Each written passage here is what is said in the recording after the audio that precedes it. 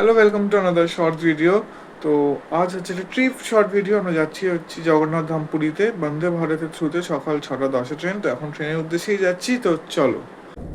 তো আমরা সকাল সকাল বেরিয়ে পড়লাম টুয়ার্ডস হাওড়া স্টেশনের দিকে, সেখান থেকেই আমাদের ট্রেন। তো চলো গিয়ে দেখা হচ্ছে। আর আমরা কিন্তু জ্যামে আটকে পড়েছিলাম কিছুক্ষণের জন্য, আর সেটার জন্য কিন্তু আমরা বেশ লেট হয়ে গেছিলো। আমরা ট্রেনে উঠেছি হচ্ছে 6টা, তখন 5 বাজে, আর আমাদের ট্রেন ছাড়লো হচ্ছে 6:10-এ। তো বেশ লেট হয়ে গেছিলো, ভাবতে পারিনি যে এতটা লেট হবে। তো জগন্নাথদেব চেয়েছে, তাই আমরা ট্রেনে উঠতে পেরেছি অ্যাট লাস্ট।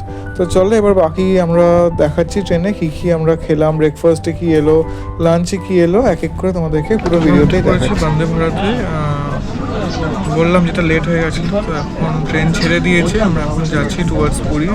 পৌঁছাবো হচ্ছে 12:50-এ, এখন বাজে হচ্ছে 6:16। ট্রেনে উঠেই তো আমরা আনন্দবাজার পত্রিকায় নিয়ে নিই। জানো বাঙালি মানেই হচ্ছে কাগজ পড়া সকালে উঠে, তো সেটা তো মিস যায়নি, তো সেটাও করে নিলাম। আর এখন আমাদের সকাল চা দিয়ে দিয়েছে, চা আর বিস্কিট, মশলা টি ছিল। চাটা বেশ খেতে ভালো ছিল কিন্তু।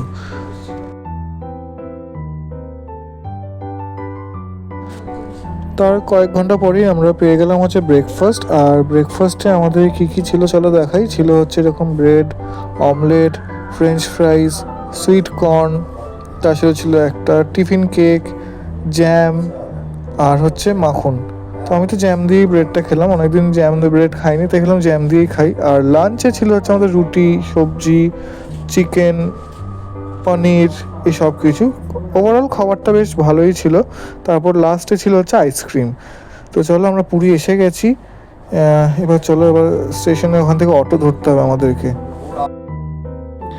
স্টেশন থেকে বেরিয়ে কিন্তু তোমরা অটো পেয়ে যাবে, কিন্তু অটো তোমাদের পার হেড নেবে হচ্ছে 100 টাকা করে। বার্গেনিং করে কোনো লাভ নেই। এখন অটো ধরে নিয়েছি, অটো পার হেড 100 টাকা করে লাগে। চলো।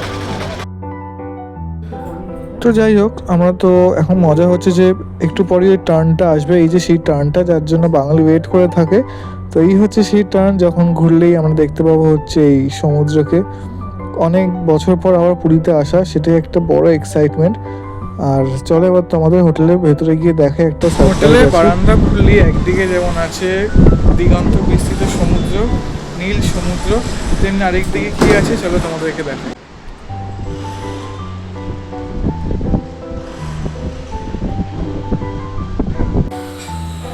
আরেকদিকে হচ্ছে শ্রী মহাপ্রভুর শ্রী মন্দির দেখা যাচ্ছে, মন্দিরের চূড়া। তো চলো আমরা শেষ করছি এখানে ব্লগটা।